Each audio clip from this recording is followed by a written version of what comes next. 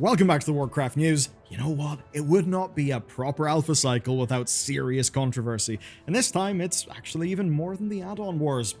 Blizzard have decided to add a new paid currency to World of Warcraft, and that's had about the response that you would expect. But actually, there is a lot more than meets the eye with that story. And elsewhere, Ian actually spoke to Addon developers directly. He finally cleared up what he thinks is acceptable and is not acceptable. And he's even given us a definitive answer to the World of Warcraft on console question.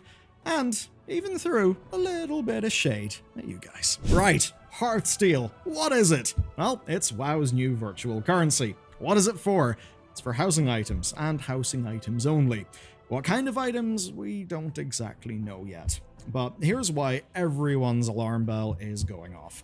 Virtual currency is one of the strongest dark patterns that is used in games. And by dark pattern, I mean psychological manipulation that is designed to get you to pay more. You see, that's because virtual currencies hide how much you are actually spending, and they'll usually offer discounts for larger packs, so you do actually feel the urge to buy more than you need. Lest you know, you feel like a stupid idiot who doesn't take the smart, rational deal. And then, of course, with a virtual currency, you've often got leftovers because of how the item prices are designed. So naturally, you feel like you've wasted a bit. And to avoid wasting, you then may buy a little bit more so that you can spend your wasted currency in something. Now, at first glance, with this coming in, WoW is becoming more aggressively monetized and with blatantly obvious tactics. The kinds of tactics that, by the way, Europe is, getting legally interested in. And obviously, people aren't happy about this. And I think they have got every right to be concerned. But here's where it gets interesting.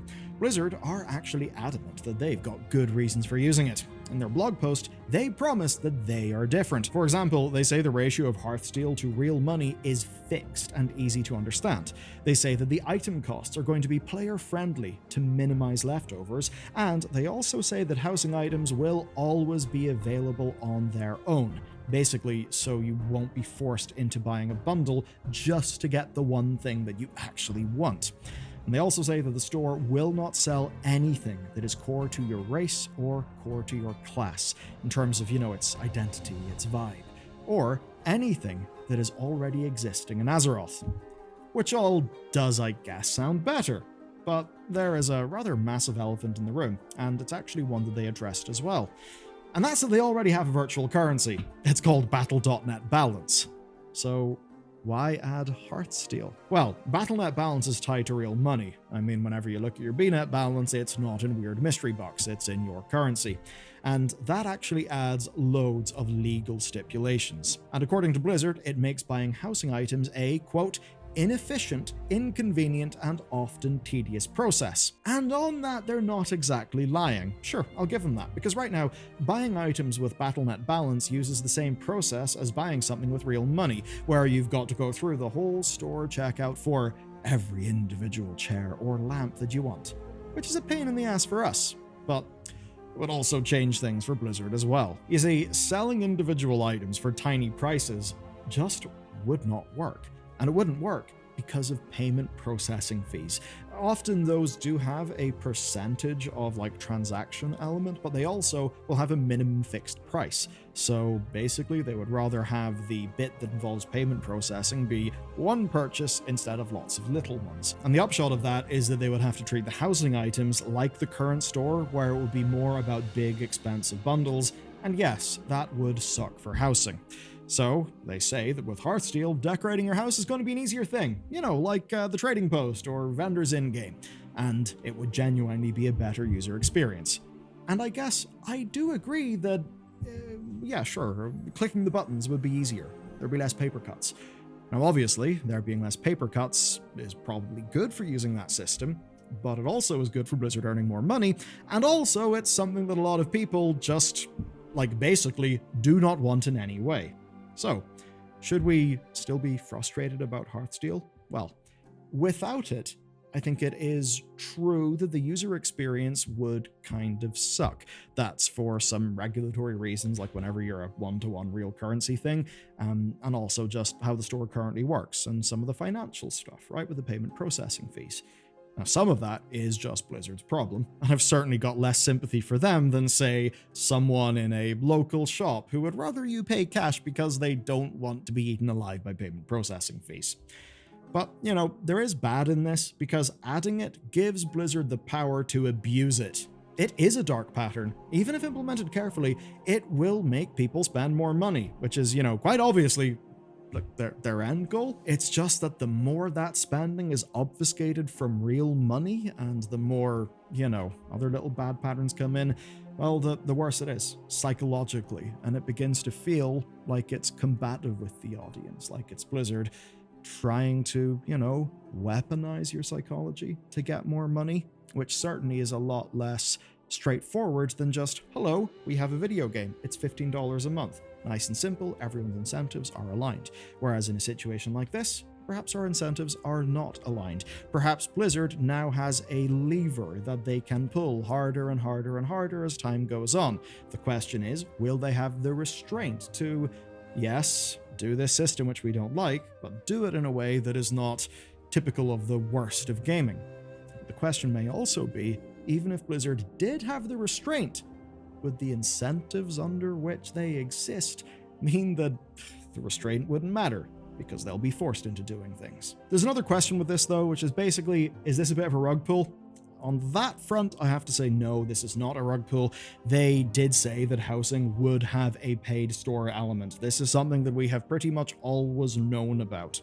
But while I think a lot of us accepted or knew that there would be a store, that it has started off looking like a literal free-to-play microtransaction trap is not exactly a public relations win.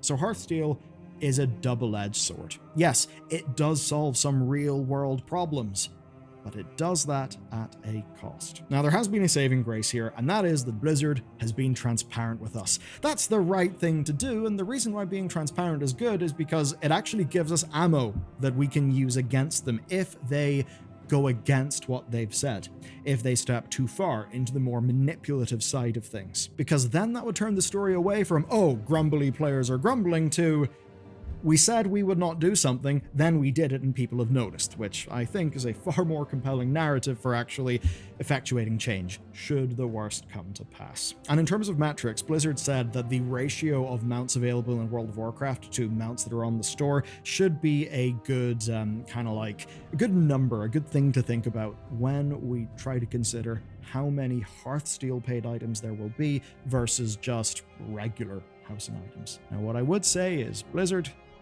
I understand what you're trying to do there, and I get the good bit of it, but I'm also not stupid, and I am onto you, because it's a false equivalence.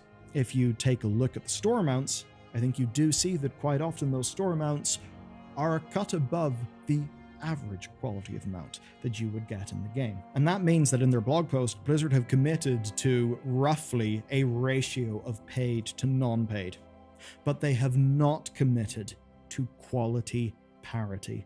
And going forward, that is the thing I'll be watching like a hawk. On to our next story. This is a good one. So, Addon devs have been a bit furious with Blizzard. You see, on alpha builds, the promises that add-ons will still be able to customize things have sometimes been true, but quite often not really been true at all. Now, last week, Ian Hazzikostas, game director, stepped into the situation personally. He and one of the UI team met with the authors of DBM and Bigwigs. The meeting itself wasn't recorded, but Mystical released a video that went over everything that they learned. And with that, finally, we now know what Blizzard are working towards and what they are definitely absolutely not going towards. And we finally actually know what Blizzard considers to be gameplay.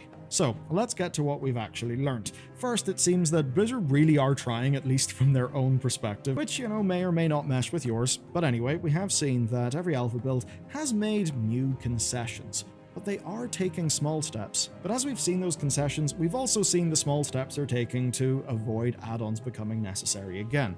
So in real terms, add-ons can make cast bars again. This was a large worry, and Mystical suggests that this could be used for very basic cooldown tracking, but it actually would be unreliable.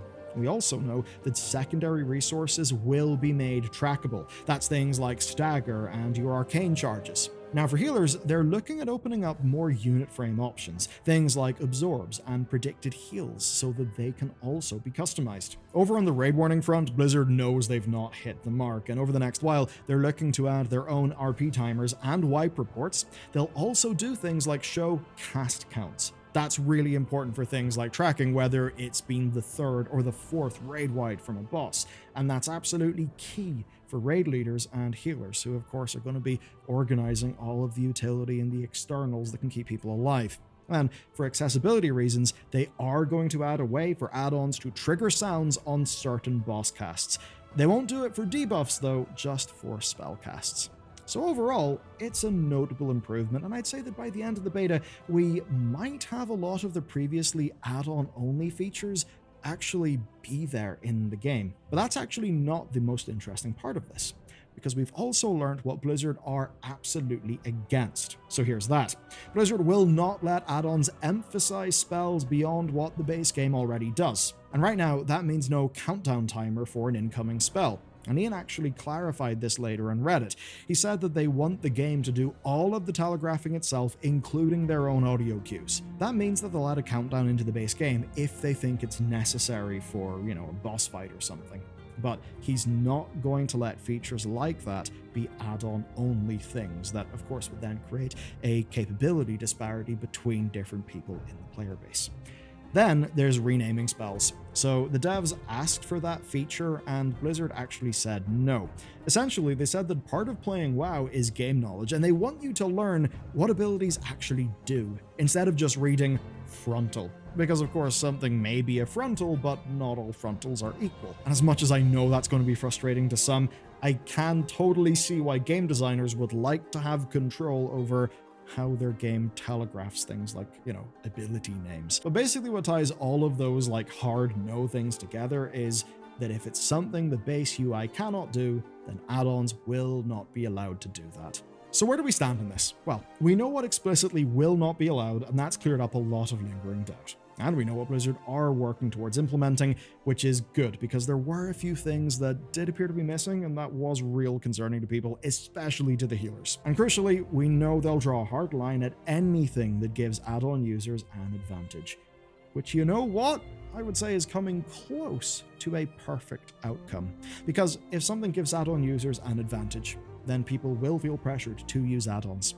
And then, to, ensure the game has the intended level of difficulty, Blizzard's encounter designers will start having to design around the existence of add-ons. That is something that has widely been seen to have made World of Warcraft kind of just go off on its own direction with its own brand of difficulty, one that does seem to be of fundamentally limited appeal. But as much as I'd like to say that's that, it's actually not, because there's one question still in the air, and that is the question of damage meters. It's almost beta, and damage meters still have not been working on the Midnight Alpha. And of all the base UI changes, I think this one has been the most controversial, because we really need them to be good. Now, after weeks of silence, we've actually got an update. The final alpha build has had some crucial additions. Now, the in-game DPS meters have gotten features that do make them look at least a few steps closer to details.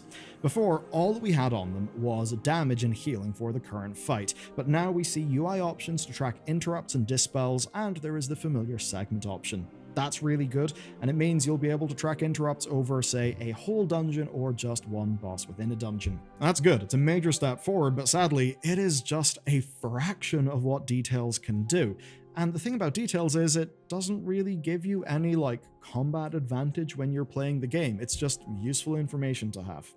So yeah, we could really feel like there's been a loss if this doesn't go well. What I would say though is it appears to be being actively developed, so I guess we can hold out hope for it being in a good stage by the launch. And speaking of the launch, there's actually one launch that is not going to be happening. Ian was interviewed by Unshackled Fury, and it was a bit of a strange one, especially because he took the opportunity to fire a few shots at me and you. In a few ways, actually. Do you know what? I kind of love it. So, Jez from Windows Central brought up Xbox. Now, we've all been talking about WoW eventually getting a console release, and that's been backed up by Xbox's recent news, and of course, Midnight pruning buttons and add-ons. Ian's put it fairly definitively here. He said that if they were doing that, they would have no reason to hide it. So no WoW on console, and right now they are focused on PC. I entirely believe that, but as we covered in last week's news, the next Xbox is just a PC. At least that's what it seems thus far. So, there's really no difference between putting your PC under your television and calling it a console. Though if they were to take that seriously, they would need to make something akin to an add-on called console port, but, official. There was another answer though, and it's one that felt a little bit pointed, and it's a smart one. So, Ian has been around WoW forever, way back since he was leading raids for Elitist Jerks. Elitist Jerks was a guild, but also like a forum, and on that forum, a lot of WoW's more like cutting-edge theory crafting went on. This is going way back in the day. But anyway, he does actually know how the community's changed, and that's what he was asked about in the interview.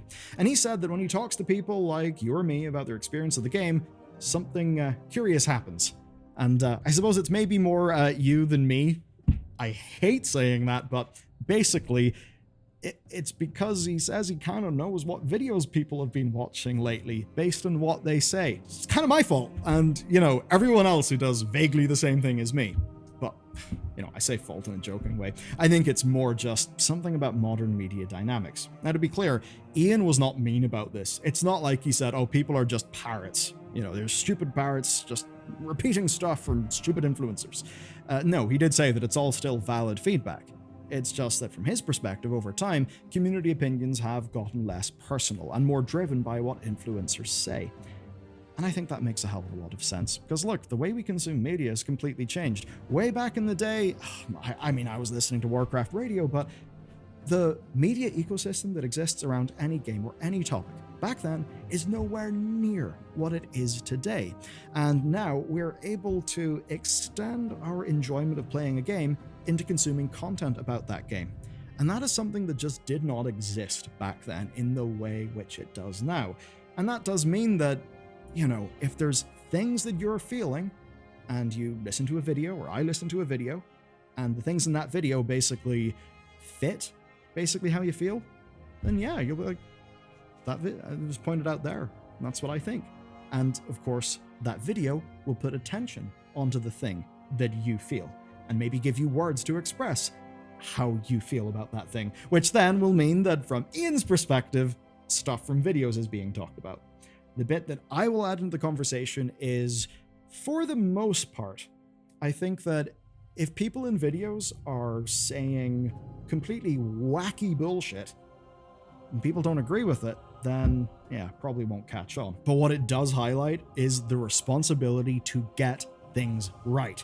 Because if you lie, or if you just, confidently get something wrong, and people don't have a way to find out that you've been wrong and to get a fact check on it, then that will materially cause damage. So that's something that we ever end up doing here. Know that's an accident, but also know that I really want to know if it's happened, because I never want that to happen. Because it is the way in which content creation and consumption can actually cause some damage to a discussion. With that said, that's it for this week's Warcraft news. But don't worry, I'm gonna leave you with something, and that is the inevitable return of Illidan. It's going to be really important, I think, for Midnight. It's all going to tie in together, and you can learn about it in this video next.